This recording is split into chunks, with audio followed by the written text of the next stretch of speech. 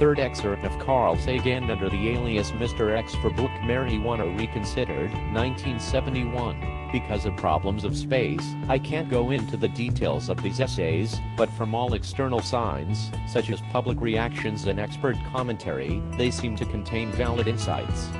I have used them in university commencement addresses, public lectures, and in my books, but let me try to at least give the flavor of such an insight and its accompaniments. One night, high on cannabis, I was delving into my childhood, a little self-analysis, and making what seemed to me to be very good progress. I then paused and thought how extraordinary it was that Sigmund Freud, with no assistance from drugs, had been able to achieve his own remarkable self-analysis.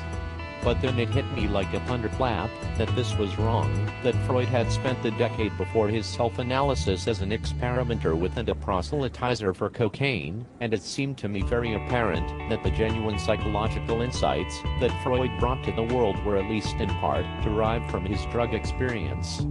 I have no idea whether this is in fact true, or whether the historians of Freud would agree with this interpretation, or even if such an idea has been published in the past, but it is an interesting hypothesis, and one which passes first scrutiny in the world of the Downs. I can remember the night that I suddenly realized what it was like to be crazy, or nights when my feelings and perceptions were of a religious nature. I had a very accurate sense that these feelings and perceptions, written down casually, would not stand the usual critical scrutiny that is my stock in trade as a scientist.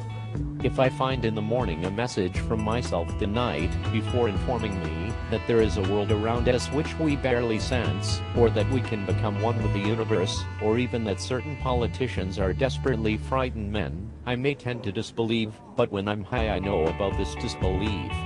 And so I have a tape in which I exhort myself to take such remarks seriously. I say, listen closely, you son of a bitch of the morning. This stuff is real. I try to show that my mind is working clearly. I recall the name of a high school acquaintance I have not thought of in 30 years. I describe the color, typography, and format of a book in another room in these memories to pass critical scrutiny in the morning. I'm convinced that there are genuine and valid levels of perception available with cannabis, and probably with other drugs, which are, through the defects of our society and our educational system, unavailable to us without such drugs.